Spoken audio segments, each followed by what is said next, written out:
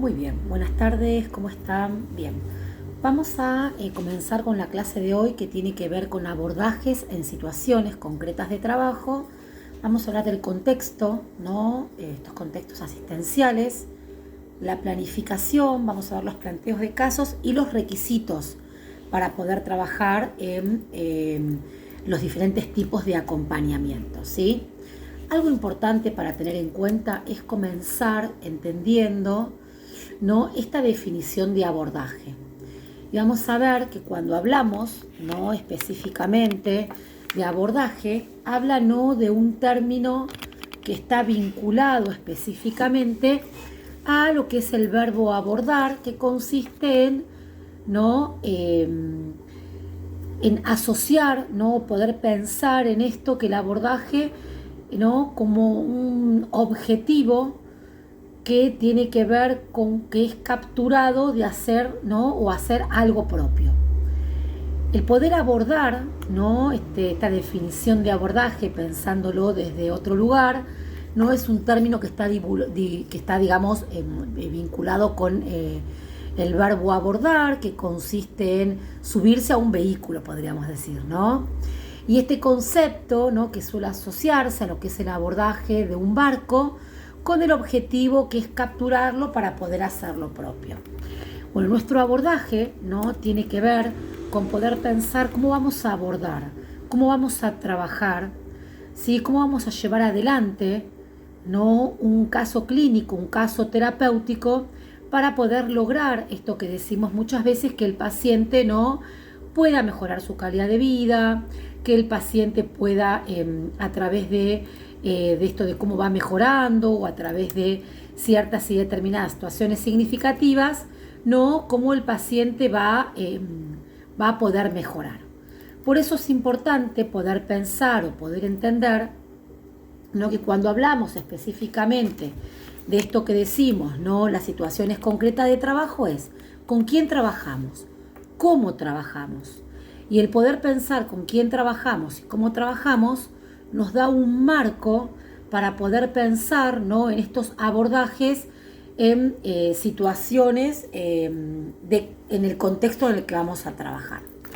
Tenemos que tener en cuenta específicamente, ¿no?, que algo, digamos, importante tiene que ver con que esto debe estar dirigido, ¿no?, a lo que es la reducción de lo que llamamos, ¿no?, los síntomas centrales, muchas veces de tipo emocional y mental, en lo que es la prevención, ¿no?, de lo que es la discapacidad, el bloqueo emocional crónico, procurando siempre lo que es la recuperación, digamos, o esta recuperación ocupacional y de reinserción social cuando hablamos del paciente, ¿sí? En este caso el tratamiento puede consistir, ¿no?, hay diferentes tipos de tratamientos cuando pensamos en abordajes. Vamos a ver que el tratamiento puede consistir en técnicas conductuales, medicación, o sea, la parte psicofarmacológica, y diversas formas no psicoterapéuticas. Dependiendo del paciente, la patología, trastorno, síndrome o discapacidad que tiene, vamos a buscar el abordaje adecuado en base no solamente a la discapacidad del paciente, a la situación por la cual está atravesando, sino a lo que creemos que va a ser mejor para el paciente, para poder mejorar, lograr autonomía, trabajar la autoestima, ¿sí? Por eso, esto de poder pensar en diferentes técnicas que pueden ser conductuales, ¿no?, tiene que ver con los diversos tipos de tratamientos con los cuales podemos llevar adelante un abordaje terapéutico. Vamos a ver, cuando hablamos de las técnicas conductuales, pueden ser a veces como de gran valor, ¿no?, cuando se destacan como síntomas que pueden ser la ansiedad, ¿no?, o por ejemplo elementos fóbicos. Vamos a ver que lo que habla de la parte de la parte terapéutica, ¿no?, en lo que es la relajación, puede ser muy útil y de gran utilidad en realidad para reducir lo que es la ansiedad, reducir el sueño, etc. Luego lo que tiene que ver con lo que es esto que muchas veces decimos, la desensibilización, ¿no?, progresiva, que puede usarse como esto de poder erradicar lo que son los elementos fóbicos. Por eso la parte psicofarmacológica, la medicación, es útil y fundamental frente a altos montos de ansiedad y depresión. estas patologías severas, que esto debe ser manejado por el médico psiquiatra. A veces cuando hablamos también de psicofármacos hablamos del médico neurólogo, ¿sí? Hay neurólogos infantiles, hay psiquiatras infantiles, pero por lo general el médico tratante es el médico psiquiatra. Tenemos que tener en cuenta que la toma de la medicación es fundamental para que haya un abordaje terapéutico que sea completo, preciso y eficaz. La medicación no se toma a medias, la medicación debe ser, el paciente debe tomarla tal cual está prescripta por el médico tratante. Las diversas formas, pensando desde la parte psicoterapéutica, las diversas formas de psicoterapia, solo o acompañadas con la medicación, también bien aplicadas, no por lo general dan un resultado exitoso y rápido.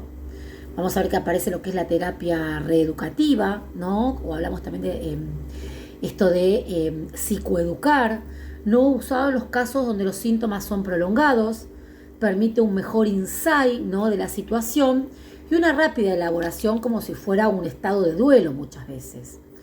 Por eso estos tratamientos deben ser extensivos a la familia del paciente y también a su entorno. Por eso vamos a ver que el trabajo no es colectivo, entre todos. O sea, no, si hay una familia atrás que está en condiciones de querer acompañar, es fundamental que la familia pueda implicarse para que este abordaje terapéutico no sea eficaz, si bien con los tiempos que tiene cada paciente, pero el poder ser eficaz impide que haya, ¿no?, una responsabilidad. ¿Y qué debemos tener en cuenta en un abordaje terapéutico? Bueno, muy importante, el encuadre, ¿no? El encuadre tiene que ver con este acuerdo laboral, ¿no?, que tiene que ver con la intervención que tiene el acompañante terapéutico. Este encuadre tiene que ver con dejar todo delimitado claro cuál es el trabajo y la intervención que hace el acompañante, ¿no?, en su rol como profesional, que va a tener también que ver con el abordaje que vamos a hacer. Por eso, dentro de todo lo que vamos a mencionar ahora, debemos tener en cuenta, ¿no? Pensar qué debemos tener en cuenta en un abordaje terapéutico. Luego, algo muy importante que se llama constante temporal. La constante temporal tiene que ver con el día y el horario en lo cual el acompañante va a trabajar. Por ejemplo, lunes, miércoles y viernes de 9 a 12 horas. Luego está lo que es la constante espacial. La constante espacial habla de lo que tiene que ver con el domicilio donde se va a acompañar o la escuela. En la constante espacial se pone el domicilio. El domicilio, si el acompañamiento es en domicilio, valga la redundancia, se pone el domicilio donde vive el paciente, y si el acompañamiento es escolar, se pone el domicilio de la escuela, el número y el nombre de la escuela. Por ejemplo, escuela número 21, José General San Martín, y el domicilio de la escuela, no sé, Martinto 110, Wilde. Luego el plan de intervención de la T.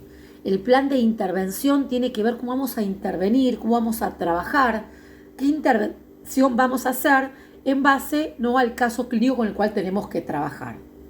El plan de intervención, yo siempre digo a ustedes que ya están prontitos a recibirse, ¿no? El plan de intervención, ustedes, el primer plan de intervención, lo van a hacer en base a los datos que tienen del paciente. Digo, el plan de intervención lo van a hacer y van a sacar la información en base a la entrevista que van a tener con el centro, con la obra social o con la escuela, con el equipo orientador o con la familia, ¿no? Entonces, con quienes ustedes tengan la entrevista inicial es donde van a sacar información para pensar, ¿no?, en el plan de intervención. Al principio los planes de intervención, el primer plan de intervención a veces es escueto, ¿no?, porque hasta que nosotros no conozcamos al paciente y no generemos un vínculo para saber y conocerlo en profundidad, no sabemos bien cómo vamos a trabajar. Entonces, esto es fundamental. Luego lo que tiene que ver con la función del acompañante, ¿no?, que lo vamos a repasar, que lo vimos en la primera clase, se acuerdan, allá por marzo, pero poder pensar en esta función del acompañante es fundamental. ¿Por qué? Porque cuando hablamos de la función del acompañante tiene que ver con contener, ¿no?, y resocializar y prevenir estas posibles alteraciones en la salud, crear un espacio para poder ayudarlo a organizarse, después realizar apoyo emocional, ¿no?, al grupo de familia del paciente, realizar el control, ¿no?, con respecto a la toma de la medicación que tiene el paciente y realizar, ¿no?, esto de psicoeducar, ¿no?, al apoyo desde lo que es al grupo familiar, ¿no?, en todo lo que es lo respectivo a los diagnósticos. Nosotros siempre decimos que a la familia hay que decirle tal cual, ¿no?, cuál es la situación, cuál es el diagnóstico que tiene el paciente, y la familia, si bien como decimos siempre nosotros, no somos los acompañantes de la familia, pero sí la familia debe sumarse, ¿no?, a nuestro plan terapéutico. En base al abordaje que vamos a plantear y cómo vamos a trabajar, la familia debe sumarse. Y el poder sumarse implica que podamos trabajar colectivamente, podamos trabajar conjuntamente, siempre pensando en pos de que el paciente pueda mejorar. Luego aparecen lo que son los objetivos de intervención, ¿no?, que los objetivos de intervención va a tener que ver cuáles son los objetivos que vamos a plantear para poder intervenir en estos abordajes terapéuticos. Y los objetivos de intervención tienen que ver acerca, ¿no?, de lo que creemos nosotros necesario, que es fundamental e importante para poder, intervenir ante ciertas y determinadas situaciones. Luego lo que son los objetivos generales, ¿no?, que tiene que ver con estos objetivos que vamos a plantear y que vamos a trabajar a lo mejor durante todo el mes, o a lo mejor durante, yo digo durante el mes porque por lo general los informes, sí, dentro del ámbito escolar o el domicilio son informes mensuales, ¿no? Capaz antes se hacían más informes trimestrales, pero ahora ya no. Me parece que está bueno que haya un informe mensual, porque el informe mensual nos da la pauta de poder hacer un seguimiento con una contención acentuada más específica, que no se nos pasen cosas. Si uno plantea objetivos generales a largo plazo, es muy difícil porque muchos pacientes hacen el día a día en base, ¿no?, al diagnóstico que tienen. Entonces, poder plantear objetivos generales me parece que es muy importante. Después de establecer pautas de autonomía, que es fundamental. Trabajamos siempre en pos de que el paciente pueda tener autonomía, pueda tener independencia. La autonomía es un factor fundamental para plantearlo como un objetivo, ¿no?, del objetivo en el cual vamos a intervenir, y por qué no como un objetivo general. Poder lograr que el paciente se ocupe de su aseo personal sin que estemos nosotros todo el tiempo mencionándolo. Poder pensar también y proponer que el paciente pueda tener autonomía con el tema del cuidado de su alimentación, los cuidados que tienen que ver con su salud física, si tiene algún tipo de patología o enfermedad fuera del diagnóstico que tiene, una buena alimentación, hacer ejercicios, la importancia de que sepa por qué debe tomar la medicación y por qué es tan importante que el tomar la medicación hace que pueda estar estabilizado y que pueda incluso tener una vida saludable, diferente, y poder conectarse con el deseo de poder hacer lo que le gusta. Después esto de generar interés para realizar algún tipo de actividades, generar interés para poder incluir a sus rutinas vínculos sociales, ¿no? Esto de que si empieza a hacer algún tipo de actividad en algún centro o algún gimnasio o algún club, que pueda empezar a tener amigos, socializar, ser parte, participar, ¿no?, de lo que propone y lo que plantean. Buscamos que sean sujetos sociales de estructura, que poder generar vínculos sanos, vínculos, ¿no?, desde un lugar saludable es fundamental. Después generar, ¿no?, interés para incluir a su rutina lo que son los vínculos sociales, fomentar la rutina para el cuidado de su cuerpo, la higiene personal. Siempre decimos que la higiene personal es fundamental, ¿no? Poder hacer que el paciente sepa que cuando se levanta tiene que lavarse los dientes, bañarse, higienizarse, tener ciertos y determinados cuidados que son fundamentales para empezar a hablar, ¿no?, de algo. Después poder pensar en establecer vínculos afectivos con sus familiares. A veces cuesta mucho, hay mucha como resistencia, ¿no?, en poder lograr que haya vínculos afectivos con la familia. Por eso lo vemos como algo muy, pero muy, muy importante para poder lograr que de esta manera, ¿no?, puedan empezar a vincularse desde otro lugar, poder trabajar conjuntamente con la familia lo que es la pertenencia, que se sientan parte del lugar donde viven, que puedan compartir alguna salida, alguna comida, en el día a día, en lo diario, poder vincularse con respeto, poder comentar y manifestar qué es lo que les gusta, qué es lo que les pasa, es fundamental. Después hablamos de lo que son los objetivos específicos. O sea, todo esto entraría dentro de lo que son, o sea, estos son dentro de los objetivos de intervención. Estos que mencionamos serán como los objetivos generales, ¿no? Bien. ¿Cuáles son los objetivos específicos? Bueno, cuando hablamos de objetivos específicos, hablamos específicamente, vale la redundancia, de establecer el vínculo, ¿no?, con el acompañante terapéutico, tanto en el paciente como en la familia, ¿no? Fundamental. Es muy importante, ¿no?, lograr un vínculo de respeto profesional, desde la distancia óptima, pero el vínculo con el acompañante, ¿no?, tanto como la familia, es fundamental. ¿Se acuerdan allá por la primera clase? Esto nos remonta mucho a la primera clase, ¿no? Y a la segunda, cuando hablábamos, ¿no?, de esta triangulación. La buena comunicación familia-paciente, paciente-familia, familia-acompañante, acompañante-familia, no paciente-acompañante, acompañante-paciente. Esta triangulación que no puede fallar. Si una de estas partes falla en la comunicación, realmente la situación es significativa. Por eso, en esto de pensar, ¿no?, esto que estábamos hablando, de los objetivos específicos, entonces hablamos, ¿no?, de establecer este vínculo, ¿no?, con el acompañante terapéutico, como también con la familia, planificar de manera conjunta, ¿no?, actividades de la flexibilidad, de descarga, ¿no?, y desde lo que es lo simbólico, promover la autonomía dentro de las posibilidades de su desarrollo, planificar en conjunto salidas y actividades que tienen que ver, ¿no?, de lenguaje, de comunicación, de poder charlar, de ponerse de acuerdo en una salida o en un paseo. Y cuáles son, dentro, digamos, de todo esto, estos objetivos que estamos planeando o planificando, las estrategias a utilizar. Bueno, las estrategias a utilizar tienen que ver con generar estrategias de afrontamiento, que tiene que ver con lo que es la autogestión, la resolución de conflictos, con el grupo familiar principalmente, ¿no? Digo, la familia como grupo primario, fundamental en esto de poder pensar las estrategias de afrontamiento, de autogestión, para poder resolver conflictos. Es fundamental comenzar por el grupo familiar, grupo primario.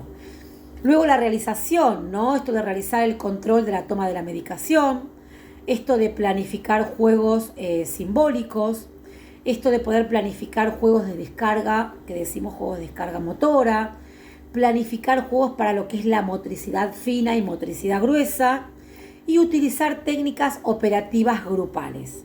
Esto tiene que ver con estimular lo que es la socialización con sus pares, y realizar lo que es la estimulación cognitiva, que tiene que ver con el lenguaje y la memoria. En esto que estamos hablando, ¿no?, y que es fundamental en poder pensar, ¿no?, los objetivos específicos, el poder trabajar la estimulación, ¿no?, del lenguaje y la memoria es fundamental.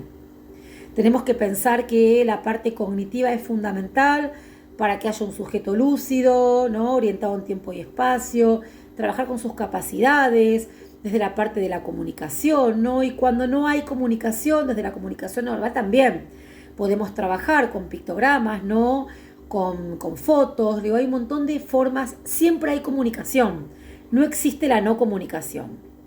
Después lo que tiene que ver, ¿no?, con poder pensar y trabajar la memoria, algo fundamental que es como el ABC, ¿no?, de esto que estamos hablando. En esto que implica y que tiene que ver, ¿no?, en los diferentes espacios y los requisitos para poder acompañar, vamos a ver que hay diferentes tipos de requisitos, ¿no? Bien, uno de los requisitos fundamentales y muy importantes tiene que ver, ¿no?, en dónde vamos a trabajar. Recuerden que podemos trabajar tanto en un acompañamiento domiciliario, un acompañamiento recreativo, un acompañamiento institucional, que puede ser escuela, jardín, primaria, secundaria, geriátricos, comunidades terapéuticas, casas de medio camino, hospitales de día, hospitales. Digo, cuando nos estamos a acompañar a un otro que no la está pasando bien, bienvenido sea el rol del acompañante en esto de poder abordar, acompañar y sostener. Por eso me parece fundamental, ¿no?, el poder pensar, ¿no?, estos requisitos para cada tipo de acompañamiento. Esto que estábamos hablando recién, ¿no?, que implica el poder, digamos, acompañar, ¿no?, me parece que es fundamental para saber cómo tengo que trabajar, con quién tengo que trabajar y en base a eso, ¿no? Qué abordaje terapéutico, que es lo que estamos hablando ahora que lo estamos hablando, yo voy a implementar, ¿no? Para poder, digamos, llevar adelante con el paciente con el que vamos a trabajar. La clase que viene van a ver que vamos a ver lo que es elaboración de informes, seguros, obras sociales, inserción laboral, ¿sí? Y vamos a ver acá también, ¿no? Esto que estamos hablando ahora de estos requisitos, ¿sí? Que son fundamentales para poder pensar, ¿no? Cómo trabajamos en estos espacios, ¿no? Y estos objetivos que ponemos para trabajar en lo que son los diferentes espacios. Cuando hablamos de los requisitos para trabajar en los diferentes espacios, vamos a hablar de lo que es la reconstrucción de lazos sociales y familiares, ¿no? Que están apuntando a lo que es el desarrollo de las potencialidades individuales y de las capacidades, ¿no? De los acompañados, de quienes, con quienes trabajamos y cómo trabajamos. En la urgencia, en lo que es la internación psiquiátrica, en el ámbito médico, en cuadros con personas con consumos problemáticos, ¿no? Con personas con adicciones, situaciones de impulsividad, ¿no? Compulsión, acompañamientos domiciliarios y en el ámbito educativo. Algo que tenemos que tener en cuenta, ¿no? Y estos puntos a tener en cuenta tienen que ver, ¿no? Dónde están dirigidas la reducción de los síntomas centrales, como decíamos antes, no de lo que tiene que ver con estos síntomas de tipo emocional, mental, la prevención de lo que es la incapacidad o el bloqueo emocional crónico, procurando la recuperación emocional y lo que es la reinserción social. Por eso, como decíamos antes, ¿no? Que era lo que estábamos mencionando antes, es fundamental poder entender, ¿no? Acerca del rol de la T y estas intervenciones que venimos mencionando, cómo vamos a trabajar. ¿Cuáles son los diferentes tipos de acompañamientos que vamos a tener? Tiene que ver con hospitales, clínicas, escuelas, comunidades terapéuticas, casas de medio camino, acompañamientos domiciliarios, acompañamientos recreativos. Hay un montón de dispositivos en el cual podemos trabajar. Cuando hablamos del acompañamiento domiciliario, tiene que ver con la importancia del control de la toma de medicación, ¿no? Que el acompañante debe sujetarse específicamente a lo que prescribe el médico psiquiatra, ni más ni menos. Nosotros tenemos que cumplir con lo que está prescripto para que el paciente tome la medicación, la parte psicofarmacológica. Si el psiquiatra prescribe que debe tomar a la mañana, mediodía, tarde y noche, tal cual así el acompañante debe cumplir. Nosotros no tenemos la potestad ni la autoridad legal para poder agregar medicación, sacar medicación, decir si toma o no toma. Tenemos que hacer que el paciente tome la medicación tal cual está prescrita por el médico psiquiatra. Después, esto de actuar antes de la descompensación, ¿no? Si vemos que el paciente empieza con algún discurso confuso o no está orientado en tiempo y espacio, o vemos que está empezando que empieza a tener manifestaciones que no son de lo cotidiano, no hay que esperar a que se descompense. Automáticamente nos vamos a poner en contacto con la familia, ¿sí? Para que pueda venir y poder abordarlo y tratarlo en el momento justo. Después no realizamos intervenciones a la familia, ¿no? Nosotros no somos acompañantes de la familia, sí, nosotros lo que hacemos es señalamientos y sugerencias para que la familia se sume a nuestro plan de trabajo, pero nosotros no somos acompañantes de la familia. Después, desde el acompañamiento domiciliario, esto que dependiendo de la situación, a veces debe actuar más de una T. A nosotros nos ha pasado, ¿no? En diferentes etapas de la profesión, donde a lo mejor un adulto mayor, solo, que no tenía a nadie, necesitaba una fase 3 de una enfermedad neurodegenerativa, no que haya 3 acompañantes porque el paciente no podía estar solo. Entonces capaz tenía acompañantes con 3 turnos de 8 horas, un acompañante de 6 a 2 de la tarde, otro de 2 a 10 de la noche y otro de 10 de la noche a 6 de la mañana. A veces los turnos eran rotativos para que ellos se puedan organizar o si no eran fijos. Hay acompañantes que trabajan de noche y les gusta trabajar de noche.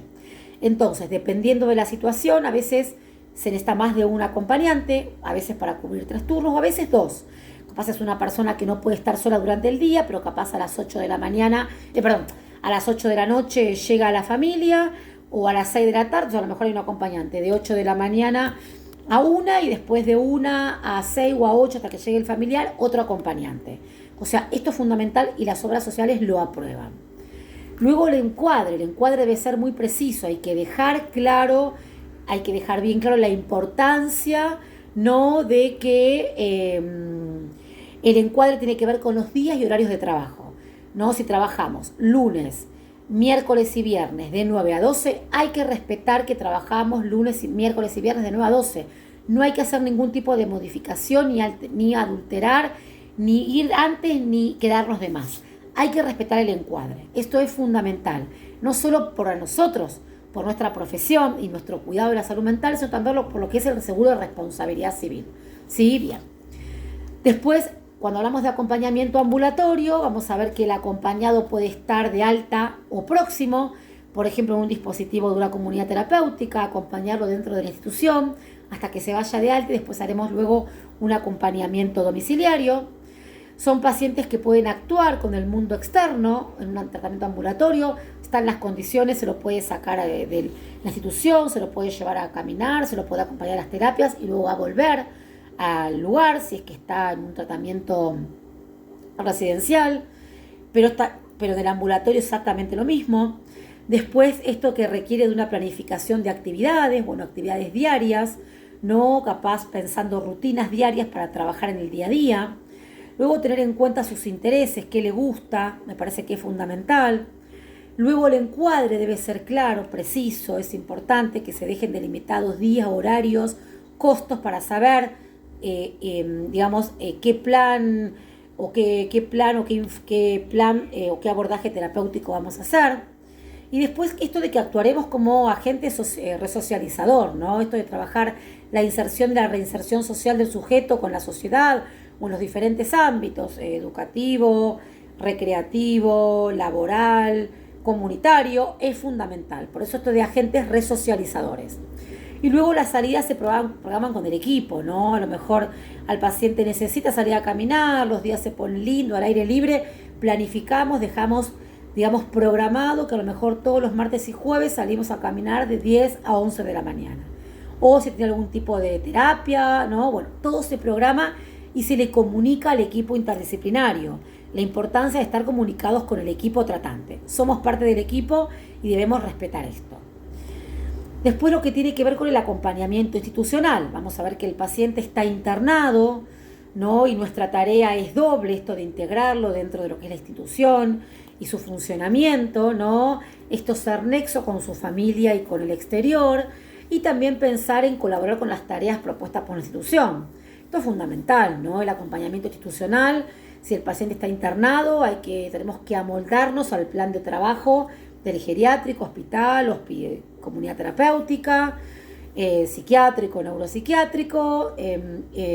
Después que nuestra tarea es doble, porque tenemos que trabajar desde la integración, ¿no? De estos dispositivos, ser un nexo con la familia, que no porque está el paciente institucionalizado, internado, la familia tiene que venir a visitarlo, tiene que acompañar los vínculos, la parte emocional afecta muchísimo en este tipo de dispositivos. Y después para colaborar con las tareas propuestas por la institución, ¿no? Fundamental, trabajar de manera conjunta, articulada, para poder hacer dinámicas grupales, actividades individuales con el grupo de personas con el que conviven. Y esto es poder pensar, ¿no? Y es fundamental después lo que es el ámbito escolar, ¿no? Jardín, primaria, secundaria, ¿no? También vamos a trabajar, también respetar el encuadre, si el turno mañana es de 8 a 12, es de 8 a 12, si el turno tarde es de 13 a 17, de 13 a 17, se debe cumplir el encuadre, se debe cumplir en profundidad y respetar los horarios. En el ámbito escolar trabajamos de lo que es la inclusión escolar, que estén incluidos, que este niño se sienta incluido dentro del aula con su grupo de pares y con el equipo docente tratante de las diferentes áreas docentes, desde lo que es la parte extracurricular. También que ser nexo con la familia, ¿no? Junto con la institución, con la escuela y con el equipo orientador. Y también colaborar con las tareas propuestas, ¿no? Que propone la escuela, sea alguna salida recreativa, alguna salida no, o alguna actividad planteada dentro del colegio, de la escuela, poder sumarnos de manera conjunta para que este niño o niña pueda estar adaptado, adolescente pueda estar adaptado. ¿Cuáles son las planillas que que deberá realizar el acompañante? Bueno, lo primero que va a tener es una entrevista, o primero lo que va a hacer es armar un currículum, mandar el currículum vitae. Se llama currículum profesional porque solamente se pone en el currículum profesional lo que está relacionado con el ámbito de salud y educación, en el caso de que haya trabajado como cuidador o que tenga experiencias dentro del ámbito de salud mental. Todo puede ir en el currículum. Después va a tener una entrevista donde en la entrevista nos van a contar, ¿no?, cuál es el caso clínico con el cual uno está dispuesto a trabajar. Uno ahí puede preguntar en base al diagnóstico qué nivel, cómo está conformada la familia. Es fundamental en la entrevista poder preguntar todo. Después nos van a pedir que hagamos un presupuesto, que el presupuesto nos va a mandar la información al centro, la obra social con la que vamos a trabajar para poder enviar el presupuesto. Luego lo que son las planillas de la obra social, son planillas que debemos completar con nuestros datos y datos del paciente. Las planillas de los seguros, recuerden que en el ámbito de domicilio es seguro de responsabilidad civil y en el ámbito de educación en las escuelas es seguro de responsabilidad civil comprensivo. Después vamos a tener que hacer un informe de plan inicial, que justamente como vamos a comenzar a trabajar con ese sujeto, con la patología que tenga, en el ámbito que sea, vamos a hacer un informe de plan inicial, la propuesta que vamos a proponer para trabajar en base a ese diagnóstico. Tengan en cuenta que el informe de plan inicial es un poco pobre, un poco escueto y limitado porque nosotros todavía no conocemos al paciente, no nos vinculamos en profundidad, ¿no? Entonces vamos a hacer un plan en base al diagnóstico que sabemos. Después, a medida que van pasando los meses, vamos a ir profundizando el informe y el plan de trabajo. Después el informe final, que se hace más o menos en noviembre, ¿sí?, donde vamos a, en el caso de que nos propongan seguir con el caso clínico el año que viene, vamos a seguir trabajando con eso.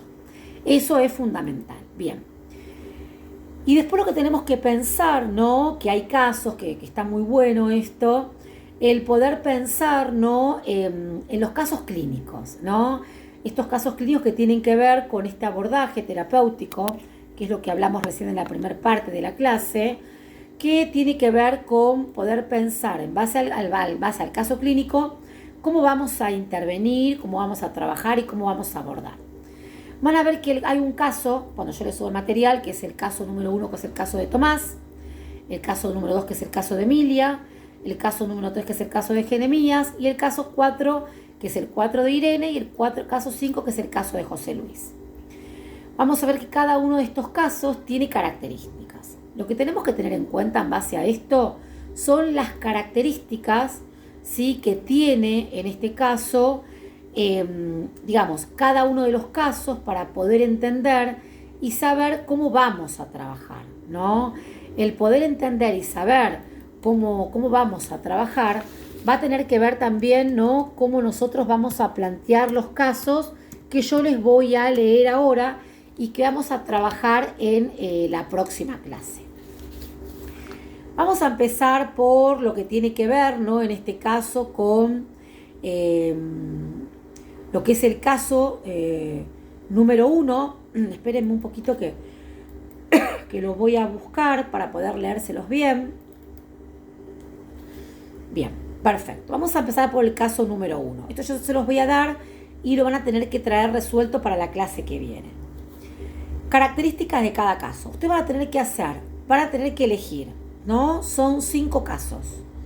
Van a tener que elegir cada uno un caso y lo vamos a trabajar la clase que viene, en la próxima clase que tienen conmigo. Características de cada caso. Caso número 1, Tomás. Dice que Tomás tiene 3 años, tiene un diagnóstico de autismo, de TEA. El tratamiento es de integración.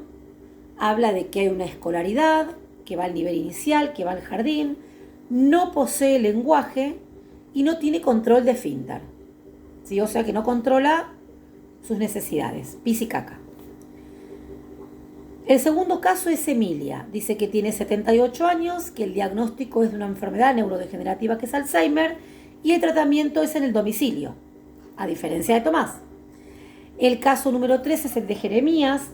tiene 7 años, el diagnóstico es TDAH, trastorno de déficit atencional, tiene la escolaridad, es de nivel primario, tiene un tratamiento de integración, inclusión y realiza tratamientos por la tarde con terapias. O sea que además de tener seguramente un acompañante o capaz una maestra integradora en la escuela, hace diferentes terapias por la tarde.